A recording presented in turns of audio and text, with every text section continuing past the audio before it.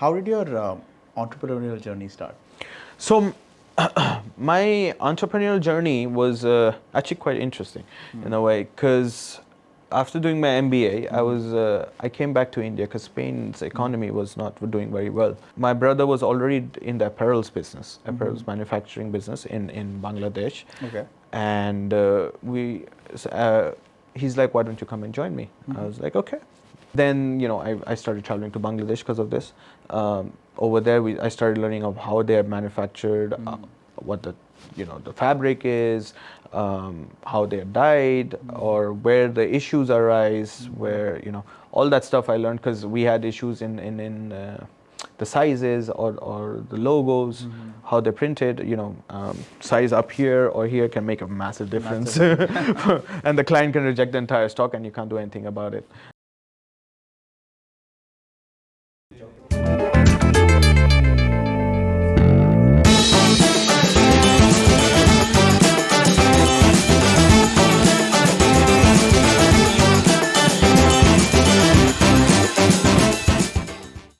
Hi everybody, welcome to Talking Through podcast. My name is Dipankar.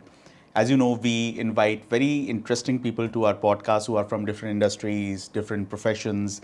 And today we have a really interesting guest for you. His name is Sanchit Singhal, and he would take us through his varied background, his ventures, and so much of knowledge into different industries. So welcome Sanchit. Hi. Thank Hi, you for Dipankar. being on the show. Thank you. It's great having you. To start with, so that we can settle a base ground here, Sure. would you like to introduce yourself to the audience? Yeah. So my name is Sanchit Singhal, as Dipankar rightly said. I'm 30 years old and I have various business ventures. I've been involved in different businesses, different sectors, such as manufacturing apparels, construction chemicals, IT, FMCG, financial sectors. So yes, I have vast experience. Yeah. For a 30-year-old. 30, exactly. I lived in close to 9 countries, traveled to 58 countries. So I met different kinds of people from different walks of life. It's been an interesting journey till now. And I would definitely like to share it with everyone through this platform. And I appreciate you and Rahul both for giving us and everyone this opportunity to share our experiences. Sure. Yeah. It's equally enlightening for both of us because both of us have this same creative inclination. Right. And also to gather as much information as possible from different people. Yeah. I think that is the common thread that we have, apart from our friendship, of course. Yes. Which is around 15, 16 years. Wow. Of It's a very long time. Yeah, it's a And long it's time rare. that we have been friends. And he actually told me that, why don't we invite Sanchit? Is such an interesting guy. Yeah.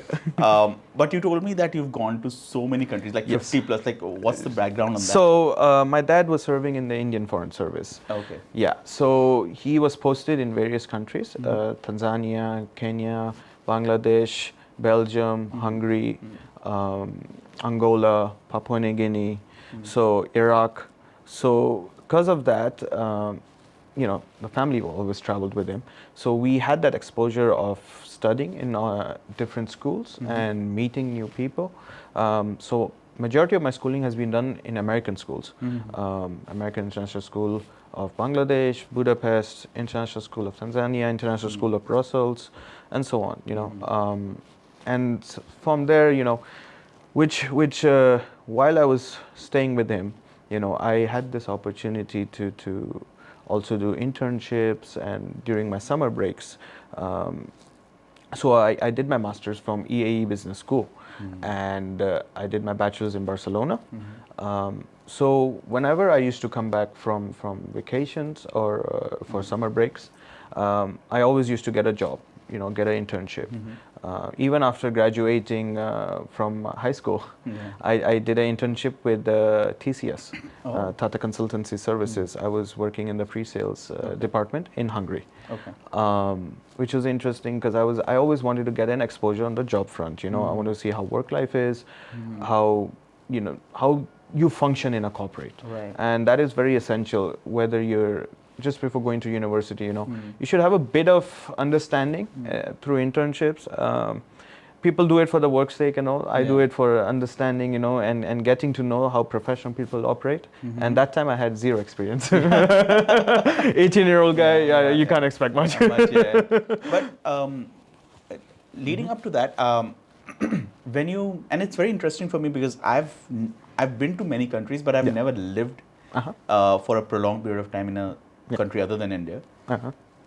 What kind of value system you kind of develop and societal system that you kind of develop when you're jumping from one country to the other? Like how does that function for How a person? does okay? So that it's not easy, first of all, to jump from one country to another, because every 3 years you're moving. By the time you essentially do settle in, you make friends, you start to know the culture, you start to know everyone around you. It's time to move out. So it becomes very difficult at times, especially when you're young. But then again, my parents had ensured that the basic sense, basic understanding is always there. That fortunately, we were always in American schools, me and my brother. And that, when you're studying in American schools, it becomes easier slightly to get integrated or integrate yourself with other people. Because everyone has a certain way of, Americans have a certain way of living and all. So you're essentially living with Americans, Britishers, or foreigners, and they're sons of diplomats or well-to-do businessmen, and we're doing, So there's a certain way. That way, we have been very lucky and fortunate. I would have to say that. When now adapting to countries, it's and the cultures, my dad had always ensured that we keep an open mind.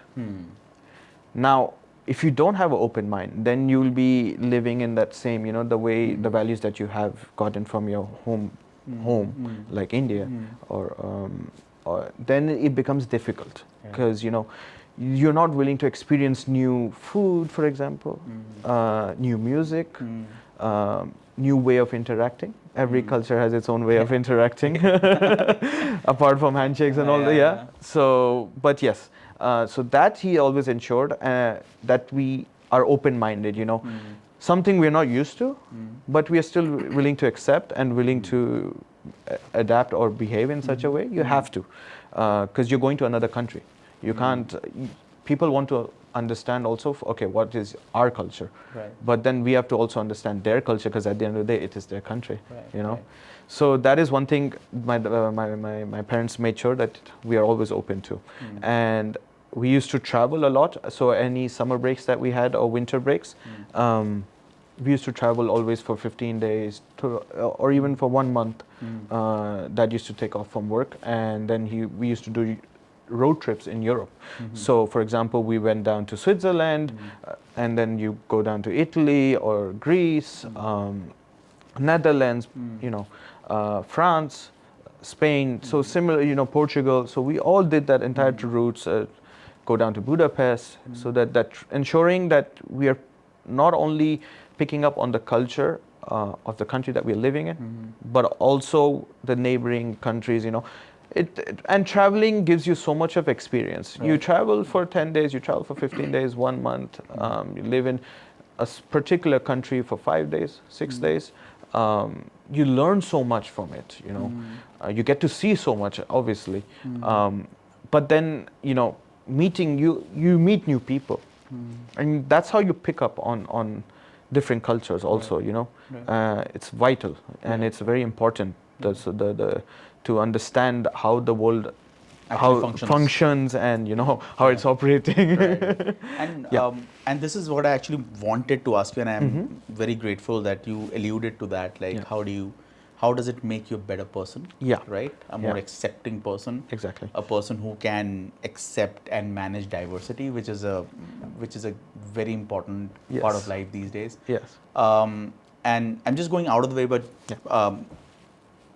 now that you're in India and you've spent most of your life abroad, how do you see India now? Is it like, how are we doing in terms of, I'm not going into the comparison thing, but how are we doing now? So we're doing well, honestly. I would not get in the political aspect of it, yeah. But I mean, example UPI, the payment systems, the financial sector, it is doing well. The way you can just make a 1 rupee payment, for example, through your mobile phone. It still does not work in Europe, Yeah. I lived in Europe for so long, or Africa, or any other place, It is still either you pay by card or you pay in change, cash, You have those fixed ways. But in India, it's like, okay, I don't have my wallet, I don't have my driver's license, or I don't have, I'm going, police has stopped me. Now what do? I don't have my papers in the vehicle. Okay. So you open DigiLocker, for example, and you can show your papers. You can show that it's yours. Similarly, making the payments or booking online tickets or anything. The IT infrastructure it's robust. Yes, we still have a long way to go when we talk about AI and all. But generally, for the normal public, if we talk about it as a consumer, it's beautiful. And yes, there is a lot of issues sometimes. They don't function. I think we all have faced those issues. But at the end of the day, I think we are still very much advanced in that front. See, any technology you get, there will always be issues, cons. But you got to learn to accept the pros also. Life has become easier. And I mean, if you want to buy something, a water bottle, you don't have cash on you. You're not going to go down to the ATM. And then you're like, who's go down? Leave it. Here you have your phone, just make a quick payment. You scan the QR code, make the payment now. So it's made life much easier that way. Yes, obviously we all hope for there's still, as I said, a long way to go in that front. Things will get better also, but we're doing very well for ourselves, I can say. And compared to, especially in these last 10, 15 years, we have really picked up on things. When I used to come back for summer break to India during my childhood years, used to see a lot of difference when it came to development-wise, infrastructure-wise. And now when I came back after my MBA, I was a bit shocked. I was like, okay, now we have really picked up on things, and things are really changing, So that made a big difference, and you can see it, and even the perception of the country abroad has changed a lot, in a positive manner. Now people really give a lot of weightage to the country. They're like, okay, no, you're Indian. Please go ahead. Yes, you're some serious force. There's more value attached to being an Indian now, and also I think things like UPI and other fintechs, I think they have also supercharged the economy a bit. Right? Yes. Because the expense or the consumerism that you wouldn't show otherwise, you'll show it now. Right? Absolutely. Right? Because the payment mode is so simple, right? And it's so transparent. It is. And it's not very clunky to use, right? Correct. You can just pick out the phone and just do it. Right? That's so obviously that's a great thing. Coming back to you, with your this globalized personality that you have now, how did it kind of shape up your career, like your working life? Okay, so well, given this exposure, living abroad, while I was living abroad also, I worked in several sectors. So as I said, I already worked in TCS. I also worked with Citibank. So first year when I came back from uni for my summer break, I was interning with Citibank. So that was also again in Budapest. That exposure also gave me, because I was like, I not only working for one particular company, I wanted to work for some bank also, because I was not really sure of what I want to do, honestly. Right. I was still figuring out things, going with the flow, 19 years old, and seeing how things are, which sector would be good for me, because everyone had their own advices and they had their own ways of guiding you. But at the end of the day, it's up to you you have to figure it out for yourself. You can get thousands of advices, but that won't make a difference, because everyone has had their own road, own pathway in life. So after that, I worked in the bank. I was like, okay, that was a nice thing, a nice job. Worked for a few months, did the internship, and then after that, I went back to uni. I completed my uni. I did not take any summer breaks after that. Right. Then I was advised to go straight for MBA, which I was not in favor of because I was done with education for a while. Right. 21 years of education is quite a lot, and I was like, no, let me work. And some people were like, you should work for a few years before doing your MBA, because the MBA is essentially, I mean, it's a degree, but it's more about networking and the experiences that other people are bringing to the table. Right. So essentially, I wouldn't be bringing any experience on the table, and that would not be good. I would not be I would learn a bit from the other people, but what would my experience be? I won't be understanding it. I won't be grasping it as well. So then I decided to work. I got a job. I was working as a financial analyst with Noble Group. It's a company in Angola, and I worked there for a year or so. And there I learned a lot about businesses. Okay, fresher, first job, great. No internship, so it was a proper job.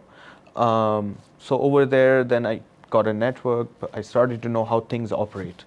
After that, I got an offer from a company, from the president's daughter. She was Isabel dos Santos.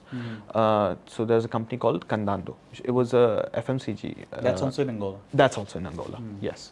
And I got an offer in the financial sector again. So I was working there as a junior financial manager over there, and it was a new FMCG. She was starting up. She was making a massive investment over there, and she was planning to open, I believe, 10 stores in various parts of the country and neighboring countries. So yes, I was like, this is a good opportunity, working, for the president's daughter also. So I say, why not? So then yes, so I decided to move to that company. There I got a lot of exposure with with my colleagues, because they were Portuguese. A lot of them were Portuguese. It was it was a new startup. It was a rich startup. So so yeah. And it was a different sector again. FMCG, fast-moving consumer goods. It's a fast-paced thing. Ensuring the stores are all they all have the food supplies, and everything used to be imported into Angola. So they weren't really known for manufacturing. So either it was Dubai, Portugal, or South Africa. Majority of the things were where they were imported. Yes, China, all things used to come, but majority of the things were coming from those countries. Yeah. So over there, then I learned a lot again in the financial sector. The worked there for a year roughly. Then I got another offer while I was working. So there was a Indian businessman. He was starting up a new plant called Z-Pack. It was basically manufacturing plastic containers. So nobody manufactured plastic containers in the country. Okay. So one was that, and also manufacturing. Recycling the bottles and all. Also, so there were a couple of companies he was starting up. So he's like, I would like to, like you to work for me. And I said, okay, why not? It's another area, another sector. No idea about it, but let's take the dive. Worst case scenario, what? It won't work out. Yeah. But it worked out really well actually. So I took that dive. After working for her, then I went for working for this company. I worked for them again for 1.5 years. And then the kind of exposures I got over there, because over there was not really a team. So everything was going to be managed by me, handling all the procurements, handling the office operations also. It was new for me. And my boss was happy, so I was happy guy. So then I worked there. It was a new startup. Picking up on new things, how things are manufactured, what kind of machines are required, what kind of chemicals are required. Doing procurement is not an easy job, I'll tell you. Of course, yeah. So yes, tying up with people in China, Portugal, South Africa. Yes, it was a new dive, but I really enjoyed that dive. It was challenging at times, but then I figured out a way. Yeah. We had so yes. From there, then I went to do my MBA from EAE Business School, Madrid. Over there, then having certain amount of years of experience under my belt, I was like, okay, now it's about time so that I should do my MBA. And yes, I was really happy I did do it. You know, I was not super inclined to go for my MBA also, but then my dad is like, no, you should do it now. It's about time. I was like, okay. And the kind of exposure I had in while I was doing my MBA was very good. Again, as I said at the beginning, it's all about networking. MBA is, yes, the degree is essential. So I did a dual MBA degree. I met so many people. One was from EAE Business School and the other was University Rey Juan Carlos. So yes, the kind of people I got to meet and the kind of colleagues, students that were there, majority of them were 30 years old or older, and the experiences that they had was unbelievable. Someone was working for UN or the EU Commission.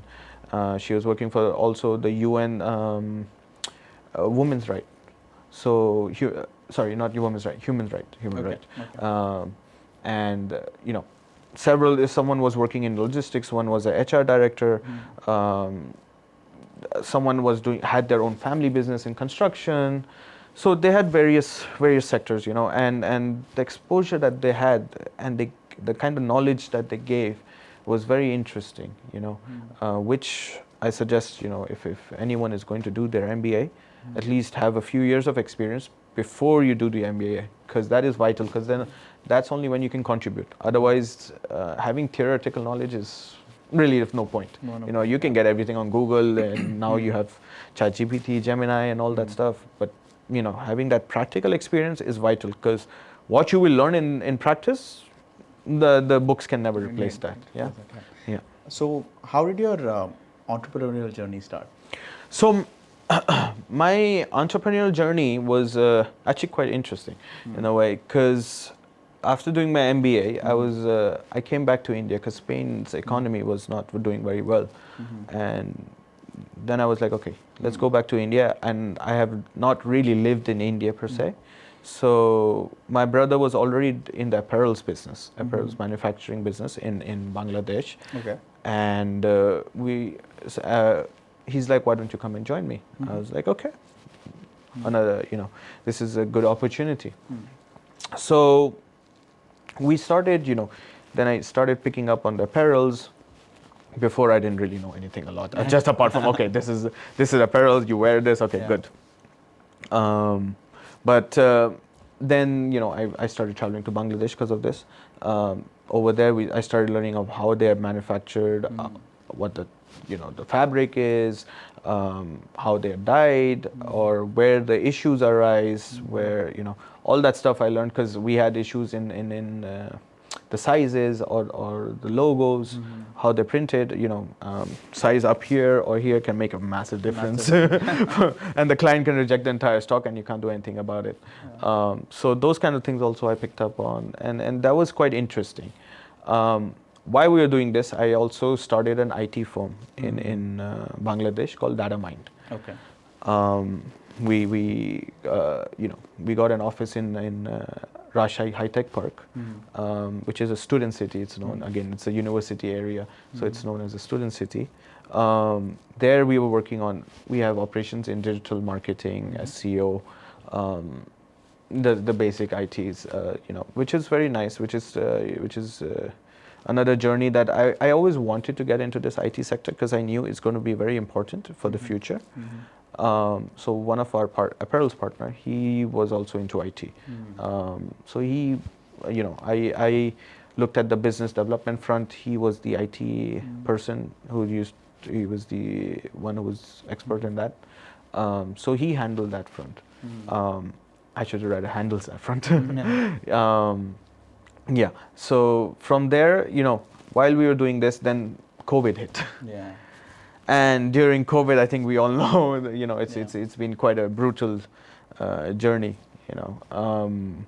Then I was in Delhi only. I was with the family, fortunately. I wasn't stuck anywhere. So then business took a bit of a hit. Then what we did was that we also got into the pharmaceutical sector. Right. So while we were supplying of the COVID-19 masks and everything, the PPE kits, so I did another venture over there, tied up with someone, with a company over here, and we were supplying these PPE kits, medical sector. We got into that. Slowly, I got a network on that front. I started building a network in that. That person who we did a JV, he also introduced me to several people in the medical line. And from there, I got introduced to doctors and everything. So from there, during COVID, you did what you could to survive. Post-COVID, I got into this construction chemicals business because my brother had been working for a company 10 years ago in the construction chemical company called Fermit. And there, after he was working there and then he left it, then he started the apparels business. So then he was like, why don't we get into this business? This is a very good business. It's a niche industry. And it is something that is, the government policies are also coming out, very well, and they're favoring, it's very much required. People do not have a lot of understanding. Yes, they understand Asian paints, they understand, okay, this is the painting that needs to be done, or Berger and all, they'll understand this stuff. But now you have to get into the nitty-gritties, you have to get into the specifics on how the construction is actually done. So what kind of chemicals are required for waterproofing and all. So why don't we get into this industry? I said, okay. So then we did a tie-up also, JV, with a Mumbai-based company. So from there, they're leading experts in manufacturing construction chemicals. And they have also done a couple of tie-ups abroad for technological, because not everyone can do a lot of R&D, because a lot of money is required. So as a businessman, you want to invest less and get more. So then, they have also done their tie-ups and they get certain technologies from abroad. This is one of the technologically advanced companies. So it's called SS Build Chem. Yeah. So we did the RJV with them, and now we are supplying construction chemicals to various infra companies, builders. So construction chemicals, just to give you a bit of insight on it, it's required in any sort of construction that is happening, whether it's bridges, buildings, commercial buildings, residential buildings, roads, anywhere, even in waterproofing or in all your in your house. What we say, the sealant is coming. Over there also you need these chemicals. So groutings. So everywhere it's required, and these chemicals, why it's required is because it's helps in increasing the longevity of the structure. And now the government has fortunately come out with rules where they're holding builders liable if there's any damage to the building in the first 5 years, and so now they're all shifting towards these chemicals. Yes, there are still a lot of companies that do corner cuts. See, there are only certain amount of companies. There are close to 300 companies in the market.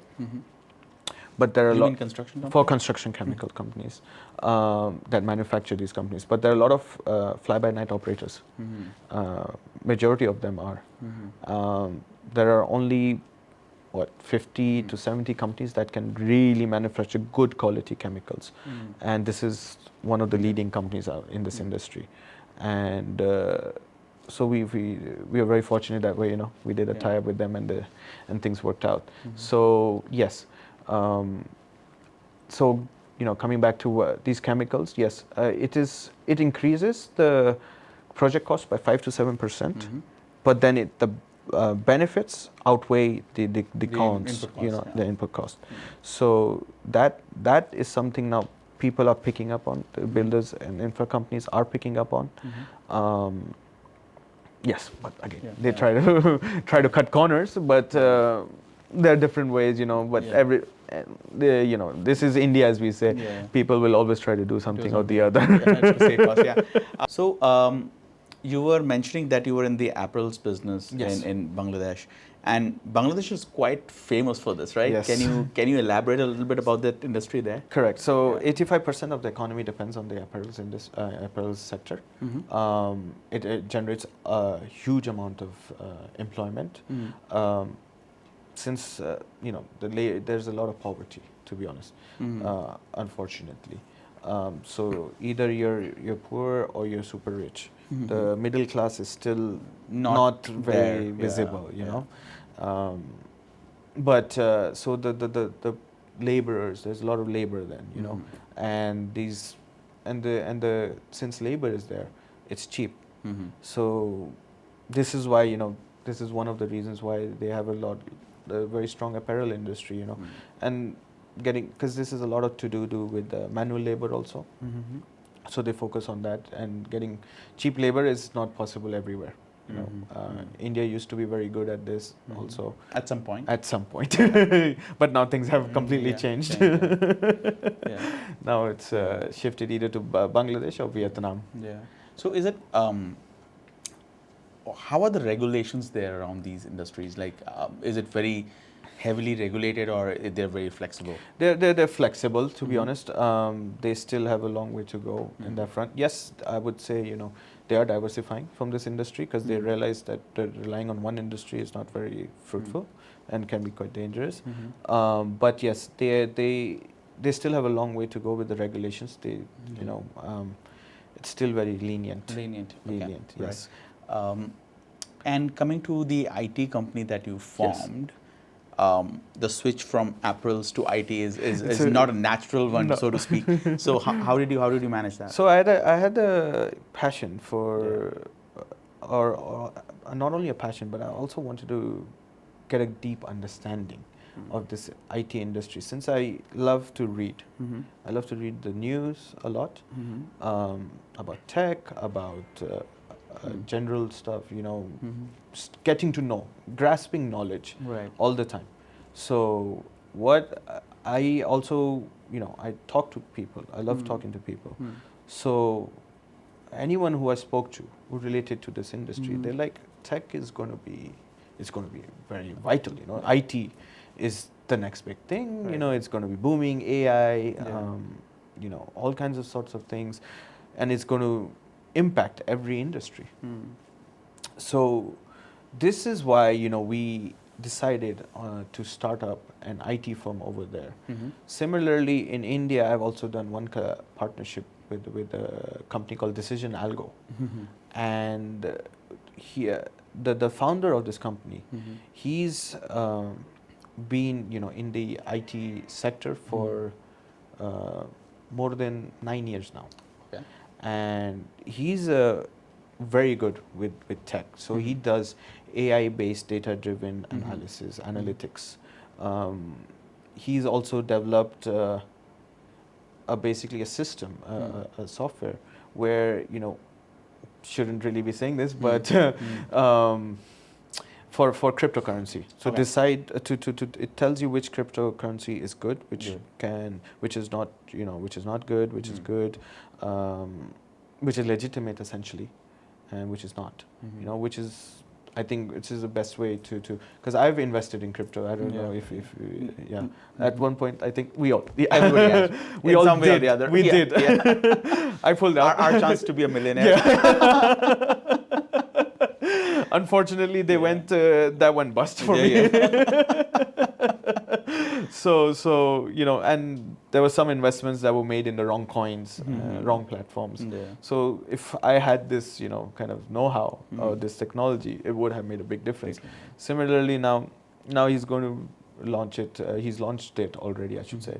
He's launched it already in the market, and let's hope now, you know, these Ponzi schemes and all, they can, you know, it reduces, because crypto is you know, it is, people are investing, whether you like it or not, it has become a part of our life. Yeah, and I mean, it's very important that a financial product becomes legitimate, exactly, regulated, and you can, you know, differentiate between the good and the bad, so to speak, right? Correct. So that you can invest with a more safety net, safety net, right? or peace of mind. Yeah, and peace of mind that at least you want to get your money back, Yes. right? So that's really important. Yeah.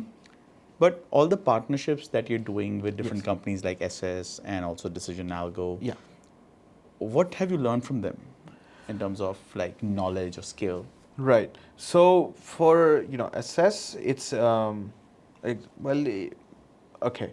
When we talk about the partnerships and the knowledge, it's not easy. First Yeah. of all, because these are the ones that are going well. Right.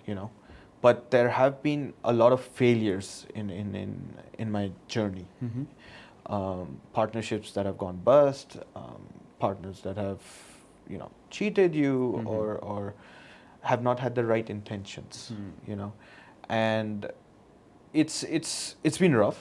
Mm-hmm. It's been rough, honestly, but there's been a lot of learnings in that front. Mm-hmm.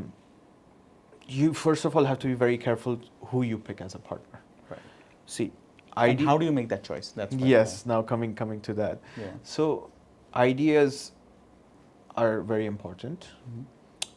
The vision, people will show you a great vision, but you got to also realize the intention behind that. Mm. If a partner, for example, I'll give you, if a partner is not willing to invest 50-50, Mm-hmm. he says you put up the money, Mm-hmm. red flags go up for me, Mm-hmm. because it's all my investment. Tomorrow you walk away, and it was your idea. Mm-hmm. I am, you walk away, then what will happen? Yeah. So basically, if they don't have any skin in the game, then You have to put in skin. If he's not willing to put in skin, he's like, Yeah. oh, I'll take care of this, Mm-hmm. then there's something wrong. Wrong. Yeah. Yeah. So this is one red flag that you should always be careful about. Also, take care of the financials. Keep them really. I mean, if you're investing, and there are cases where you may have to invest. Sometimes there are genuine cases.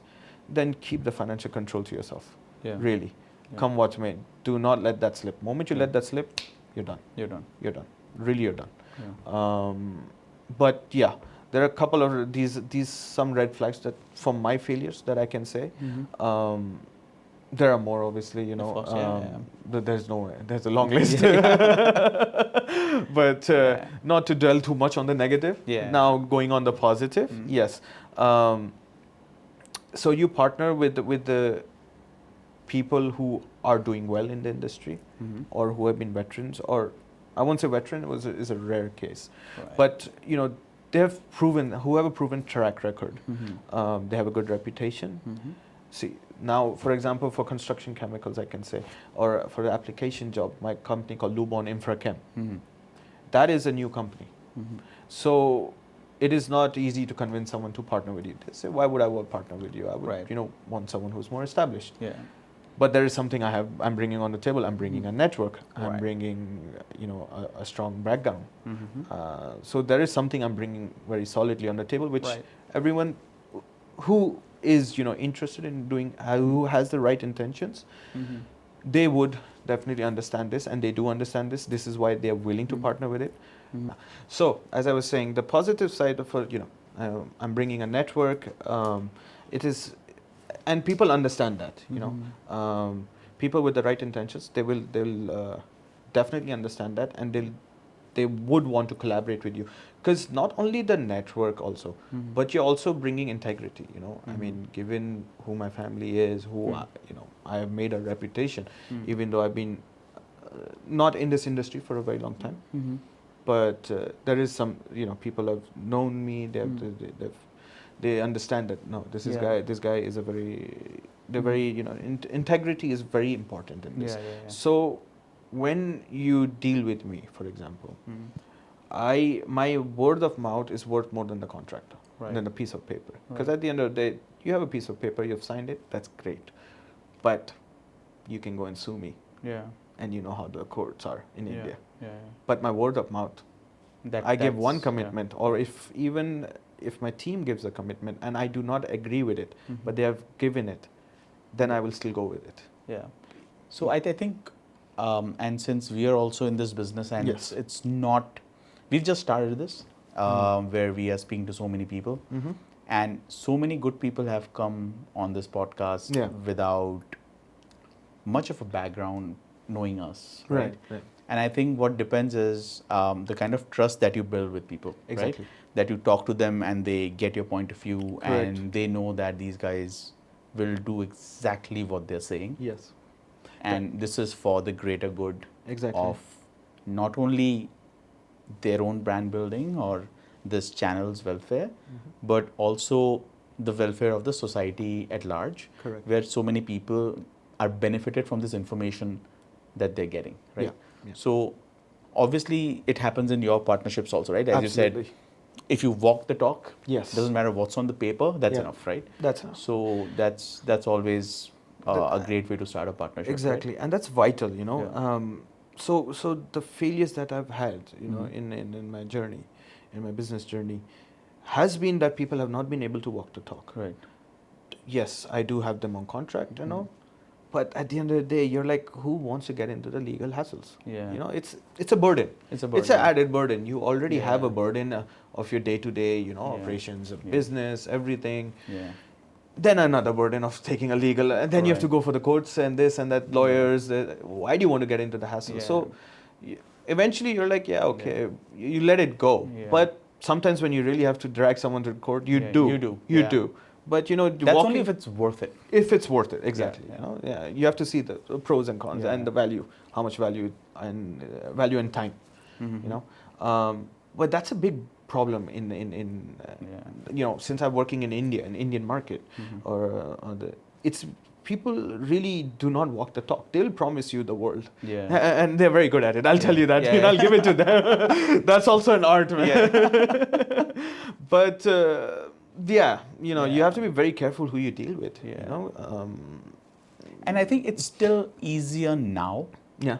because you can verify somebody's background Yes. with more accuracy, Correct. because there's so much information out there because of social media, Correct. because of normal media, because of so much information available Yes. on the internet about people, about companies. So it's easier, but it's still not a perfect system, right? It's not perfect. Yeah. Yeah. But again, nothing is perfect, to Perfect, be yeah. honest. Yeah. It is, you know, it. At least you're getting information. Mhm. You know, it's information is the key. Yeah. So you're able to verify someone Yeah. till a large extent. Yeah. Yeah. And now let's be honest, as you rightly said, social media. You Yeah. know, it's generally majority of the people do have a social media presence or Right. something. They Right. have to have nowadays. Yeah. If they don't, then that is also another red flag that Right, right. there is something going on. Yeah. You know, unless you're too big. Yeah, Yeah. exactly. Yeah. And also, I mean, I would like to dive a little bit more into your entrepreneurial journey because Mhm. it's very interesting. Mhm. Does it happen often or sometimes that you dive into something Mm-hmm. assuming a lot of risk Yeah. and it pays off, right? Yeah. It. How do you kind of, why does that happen sometimes? Because I've heard it from so many people that I dived into this Mm-hmm. just leap of faith Yeah. with a lot at stake, but it worked out for me, Yeah. right? How does that function? I've always been a little, Okay. fascinated by it. So yes. So for example, this again coming Yeah. back to the construction chemicals Yeah, yeah, business. yeah. Yes, my brother had their experience. Mhm. He had worked previously, but in a way, this was also another leap of faith. You know, Mhm. because see, apparels, IT, Right. and then shifting to construction chemicals are completely different Different, sectors, right. and there is no linkage whatsoever. Whatsoever, yeah. Yes, investments. I'm making the financial investments and all. They were no small joke, and there was a massive risk I was taking. I was like, "What's the need of doing it?" Mhm. Essentially, and if it was in this sector, it would have been something safer in a way. Mhm. But why we went for it? We're like, let's take a risk. I don't know. I mean, in a way, we're like. We are seeing the amount of construction that is happening, the kind of the funds the government has committed, Mhm. and that time we were like, okay, we wanted to get into construction sector. I'll be very honest about that. We want to get into construction sector, but we weren't really sure of how we will enter it. Yeah. And fortunately, all the cards, or as you say, or the puzzles pieces started coming together. It's like, so okay, we can enter slowly. Either you start building. Right. You start with a straight, you become a builder and you go in that small time builder, or you get into the chemical business, construction chemicals business, and then slowly develop the knowledge, know-how on how the buildings are built and what's the process. Because honestly, I had no idea about the chemical business. Right. I'm not the technical guy. Yeah. I'm the business development, networking, administrative, all that stuff. So, and joining and getting the right people on board, apart from this company that I was talking about, is also essential, because at the end of the day, what we do is that we also take contracts. We take contracts on our name, but we can't do everything. One company, nobody's that big right now. Yeah. Even the biggest of companies, they subcontract. Yeah. Because the costs involved are just not, worth it. Right. So what we do, we also subcontract. So, for example, for Lubon, my company, Lubon Infra Chem, we do false ceilings. We do MEP works, which is mechanical, electrical, plumbings. We do waterproofing, paintings, floorings. We do also for power plants. So, see, this is interior designing also. We have a wing on that. So, doing everything is not feasible, as I said. And the manpower required will not be, it's too much to handle. It's not financially tenable sometimes? Yes, it's not financially tenable. And also you can only dedicate so much of time to a certain site. Right, of course, yeah. That's the main thing also. Even if I wanted to, I can probably take the financial, but the time, you have only 24 hours. Yeah. And, you can only give so much time to a certain site. And traveling in Delhi, I think you already know, it's a distances and the traffic is too much. Too much. Yeah. So, so, I mean, generally, you're telling like how do you kind of work with the chemical industry? Yes, sorry. So, on the chemical industry, so we basically took that risk, we're like, okay, there are investments that are required and clients are not willing to pay advances and all. So then we have to put in our own money. If we see that, okay, this is feasible, we have to do a proper R&D for it. It's not that, okay, I'm taking a risk, but it's just a blind risk complete. It is that, okay, the client can pay for it. I try to find out through my network, how is the client? Is he going to pay? Is the payment system good? Is he trustable? Right. So, and I do have that kind of network. And generally, when you work in a certain industry, or you through your network, you will always find out something or the other. Right. Some information you'll get. So recently, I'll just give you. It's a good time. We have met. We had a client, and this is one of a very big group, residential groups. They had a problem in they were paying well, right? But this was one of the plumbing jobs that we were doing for residential houses. We were going to take up. Fortunately, a day before only we found out. We got some new information. So these guys in few of the towers, they had a problem in the payment. They were stopping 35% of your payments. Okay. Yeah. And you mean the client? Client was stopping 35% of the payments, and they were going to issue it after 1.5 years. So the retention, the fee retention was 35%, which is a lot. I mean, that's a lot of, maybe it's more than the amount we're making. Exactly. So, and fortunately, we were talking to someone, my brother was talking to someone in his network, and that guy connected us to a guy who was already working on that site. And he told us, do not do their work. It's not going to be feasible. You will go in a massive financial loss. And that would have been a massive financial loss. So similarly, we got lucky, fortunately. But we do our proper R&D before taking any major risks, And eventually, I would not say that do not take these risks. Do take risks, and sometimes, majority of the time, they do pay off. There are sometimes they don't pay off. But don't take suicidal risks also. Of course, So, I mean, you take a risk, but Yeah. with some due diligence with it. Oh, right? yeah, absolutely. Do your due diligence. That is vital in any part, aspect of your life also. Without due diligence, do not Yeah. go. Yeah, really, if you can't do due diligence, do not take the risk or do not Right. do anything. Right, yeah. Do not. Do not, yeah. This is a strict no policy. Yeah. Also, since we've spoken a lot about your entrepreneurial journey and Yeah. your life, and since you have so many companies that you've built, Yes. and which means that you've worked with a lot of young kids, Yes. professionals. And one thing I want to know your opinion on, which is, this topic is very close to my heart, that's why I'm asking you. Right.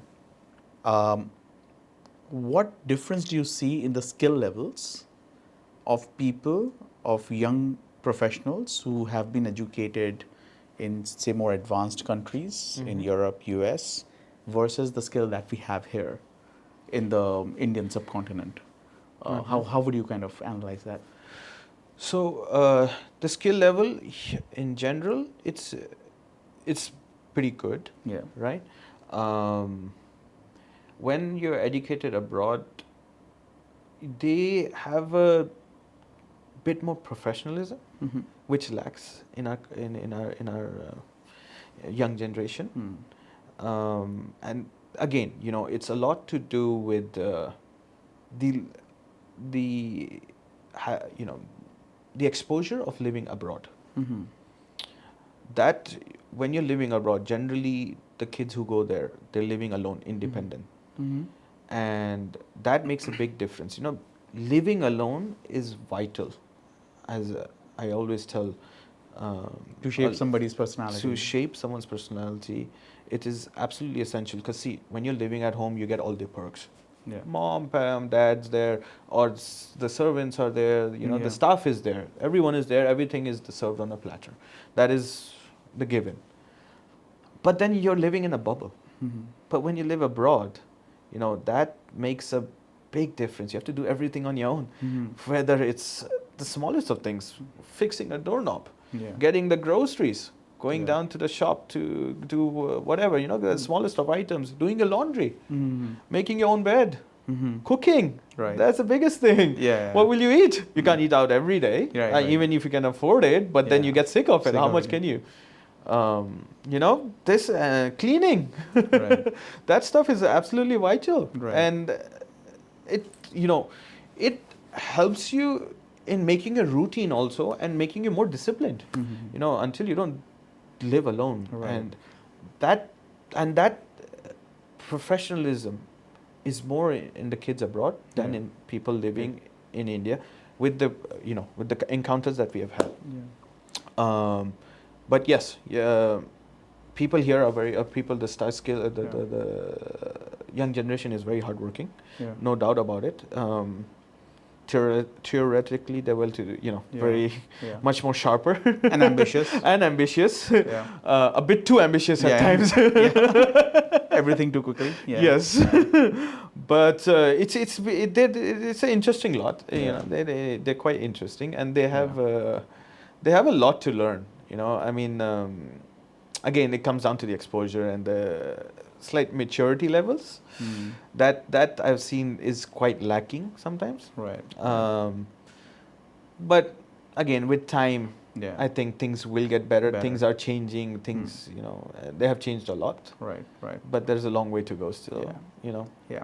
Another point I would like to delve upon a little bit, even if briefly. Yeah. How do you see AI changing the economic landscape, not only just in your industry, but generally, because you must be conversing with so many other entrepreneurs from different industries?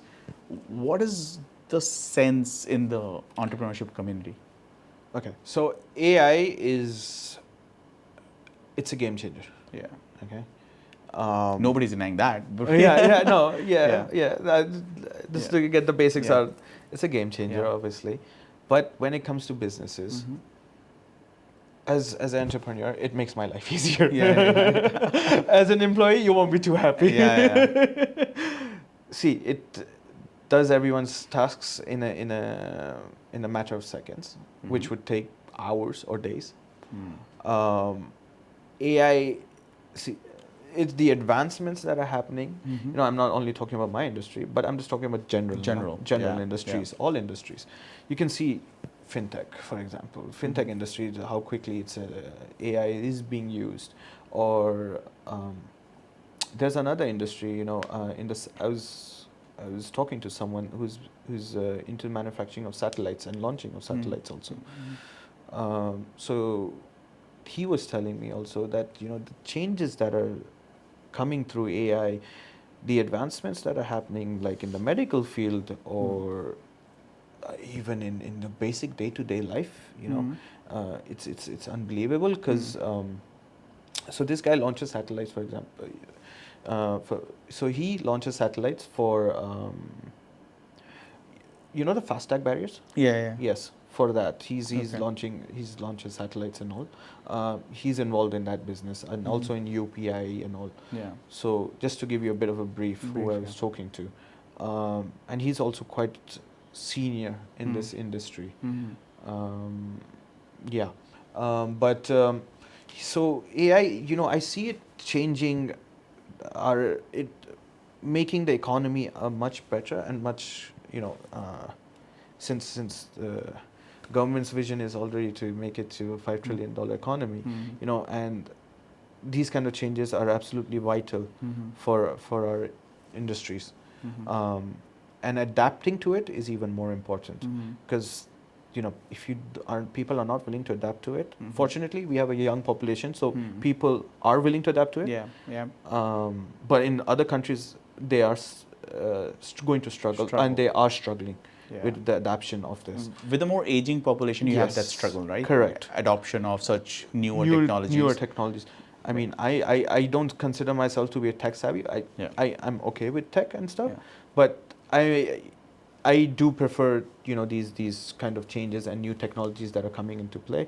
It makes life easier, you know? And obviously, where I have experienced interaction with AI, it makes a lot of manual jobs easy, right? Yes. It's faster, it's more efficient. It is. You can focus more on the quality rather than, you know, punching out quantity. Correct. Right? Correct. So obviously that's I'm sure the businesses that you are in and other entrepreneurs are in, it's going to make their lives easier. Correct. And maybe the people that they have will focus on more qualitative aspects of the job, right? Yes. So one of the cases that we had in you know, when in the IT business was there was a client who was losing a lot of the turnaround time for employees was too high.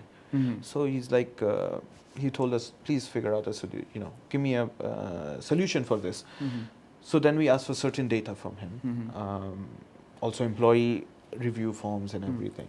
And it was a very simple problem that he was having, was that there was construction going on in the office next to his, and the employees were not able to focus or work. Yeah. And this was a European client. So he, you know, through AI, we could extract that kind of data literally within minutes at best.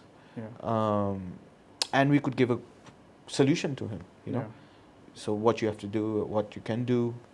He got the root cause of the problem. Right. So again, if you had put people at it, maybe they would have figured out, it would have taken weeks or months or, you don't know, days. But again, time would have been spent, money would have been spent here. You just, you know, eventually AI has made that so much easier. Easier now. You know? And then you have ChatGPT and all. I think everyone uses ChatGPT. So do we. Yeah. So, I mean, because we are coming to the tail end of the podcast today, and obviously there is so much to speak about, and we'll obviously continue this discussion at some point of time again. How do you see the economic progression of India versus our neighboring countries or slightly more advanced countries? Since you've been to so many countries, you will have some window to that. Yeah. How do you see that? How do you see India's future in the next 5-10 years? India's future, honestly, is very bright. Yeah. very bright.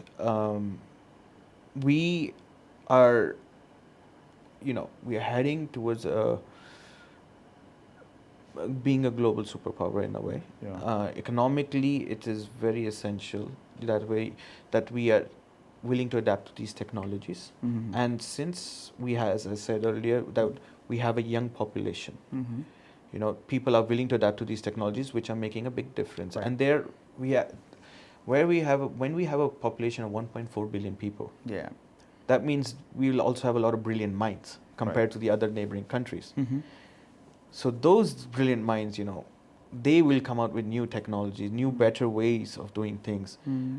which the other countries do not have that benefit. Mm. And financially, India is doing well, Yeah. very well, Right. right? So the government supports are there, schemes are there that way. So government is putting in everything, whatever is possible from their end, and people are picking up on it. Yeah. Even we, as our companies, also we are using those benefits, which Yeah. are there from the government. Mm. See, essentially, startups and all. It is vital if you do not get that support Yeah. from the government side Yeah. for doing business, ease of Yeah. doing business, as we said, Yeah. then it becomes difficult. Mm-hmm. Yes, it's not perfect. Yeah. Nothing is perfect in any system. Yeah. But at least we have a kick. You Yeah. had that punch where you can You have something to work with compared to Yeah. our neighboring countries. Yeah. They are in some serious trouble, trouble. that way. And what do you see certain cultural changes that we should do, right? That you think will help not just the economy, but the students, people who are professionals. What do you think should change a little bit?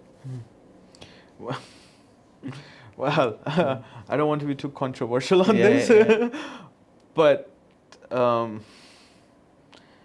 like one thing I really like, living abroad now, so I can talk about that. Yeah. That in the States, when you're 18, Yeah. you move out, Yeah. start living alone, Yeah. start making a life for yourself. Yeah. Similarly, I think, which is one change, which is essential, that should come in India also. Mhm. Since we have adapted so much to Western culture, I think we should Yeah. adapt to another change. Yeah. Parents should really let their kids become independent, Yeah. because parents are not going to be around forever. Yeah. Let's be honest. Yeah. So, the sooner you let them do it, the better it will be for everyone. Mhm. Of Of course, with proper control. obviously, Yeah. yes. Not Yeah. So, it is important for the kid or the child, to in order to shape himself, Mhm. to figure out what he wants to do in life. Mhm. It is essential for them to live alone. Firstly, Mhm. Yes, it's not easy, Yeah. and especially for the parents also, it's not easy because Mm. you've been together for 18 years and every day you're living together, waking up, and so Mm. on. But you have to let them go. Yeah. You At know? some point. At Yeah. some point you have Yeah. to. And by that, see, 18 to 25 is the perfect time Yeah. to let them go, Mm. figure out things, just live alone. Basically, explore. Explore yourself. Yeah. Yeah. You don't know, I mean, all I see majority of the time is like, okay, the kids' career paths are pretty much decided on what they want to do, what Hmm. they've been basically told. Yeah. But here, now it's about time. Let them go roam around the world. Okay, not everyone has the financial means, I would say, Mhm. but at least go to another city, Right. go to another place, roam around in India itself. Right, You don't right. need to travel abroad all the time. Yeah. Yeah. I mean, it is expensive, but it is. If Yeah. you do have the financial means to do it, do it. Do it. Yeah. I just take the punch. Yeah. I mean, until you don't do it, Yeah. you can't really, Right. explore yourself. Right. And this is one really important change. I would, Yeah. recommend Yeah. that's essential. And also and I echo that thought quite a Mhm. bit, Mhm. for a different reason, and that reason is that I have come across some very good professionals Yeah. who are young, very skilled. Mhm. The one problem they have is to work with people from different cultures. Yes. and it takes them a while to get used to different working styles, Yeah. right? And that happens well with people who have, just traveled a little bit, Yeah. stayed alone a little bit, are more kind of tuned to, diversity, right? Correct. So I think it's. I also echo that same thought, and Mm-hmm. I completely understand where you're coming from. So, Yeah. yeah, I mean that's really good See, you advice. got to explore and you got to be open-minded. Only Yeah, then you can be open-minded. yeah, Because if you're living in four walls, yeah, you will not learn anything. Eventually, you're going, so you have a fixed routine. yeah. You know, if you're going exploring, okay, there are times you'll be out of money, but then you look at means to make money Right, also. right. You know, you look at a part-time job, you'll do whatever. You'll figure out a way to make money. Right. Your brain will start opening up. You'll Yeah. start opening up new ideas. Yeah, Creativity will come into play. Of So course. it's very essential. Very you know? essential. I not saying living with the family is not great. It Yeah. is great. Yeah. Everyone loves to. Yeah. But then you got to first have this experience also at the same Yeah, time. same time. And then you can come back and live with your family, or if Yeah. you don't want to, that's not your choice and your parents' choice. Yeah. Yeah. But this is vital. Vital. This is vital. So, my last question. Yeah. And you're not. You're still just 30, right? Yes. And a long way to go. But is there any advice that you will give your younger self, say an 18-year-old Absolutely. Sanchit should do? Oh. Not only for myself, but for other entrepreneurs also. Yeah. First of all, if you're looking to get into this entrepreneurial journey, Mm-hmm. get some work experience. Mm-hmm. This is very important, right? Right.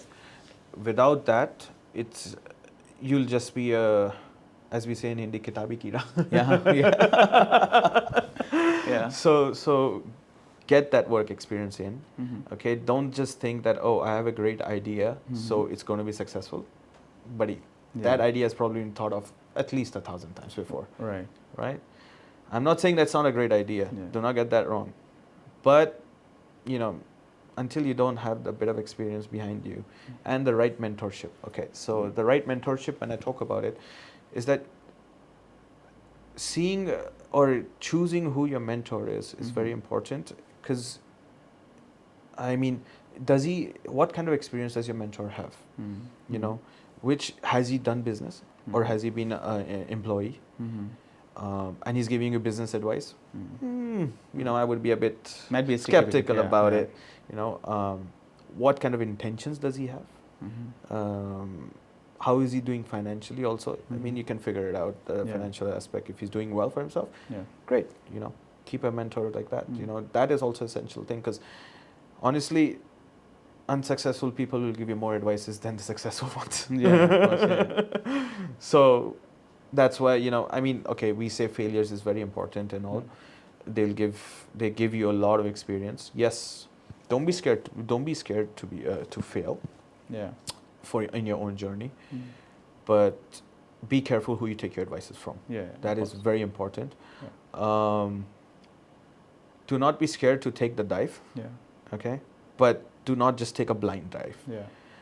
Just because my friend is doing it and he was successful, or the guy who was not doing well in school and he's successful in business, does not mean you will be.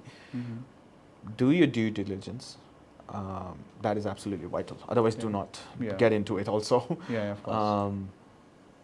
And if you get into a partnership, be very careful of who you're partnering with. Right. Try not to partner with your friends, because business generally never ends well Yeah.